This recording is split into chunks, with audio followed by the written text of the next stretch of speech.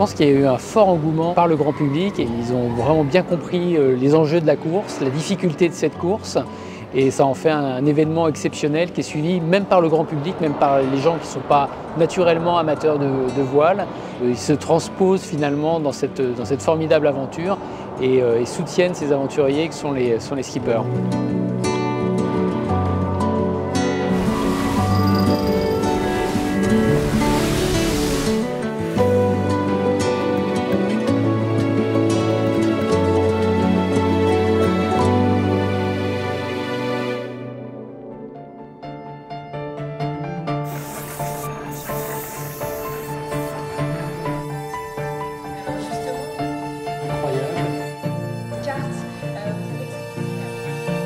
On s'y approche, mais on est encore loin. On est à la mi-course de ce Tour du Monde.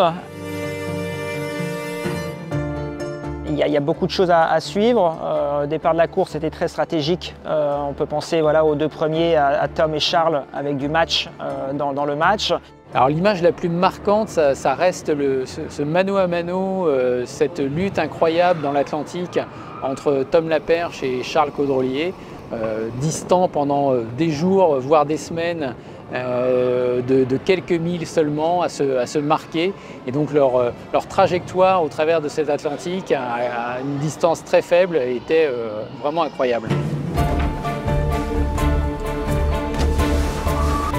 Et là, une deuxième course, on va dire, avec des bateaux qui ont différents systèmes météo, qui composent avec ceux-là, qui en rattrapent certains, avec des bateaux de haut vol, voilà, avec des vitesses de 30-35 nœuds. Voilà, c'est des moyennes, on va dire, classiques sur ce genre de bateau, donc ce qui avance vite, qui reste intéressant, et avec des arrêts possibles, comme on peut le voir, pour certains bateaux qui sont arrêtés précédemment ou actuellement.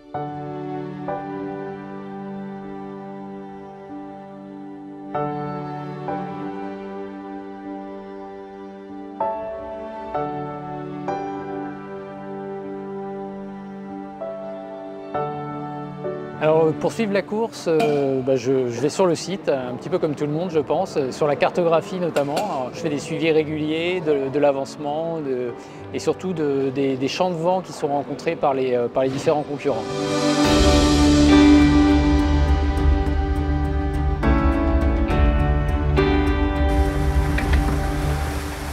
Avec cette course, ça va être une aventure.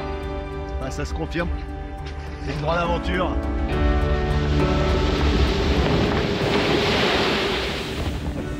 C'est un peu monotone, il n'y a pas tellement de vie par ici.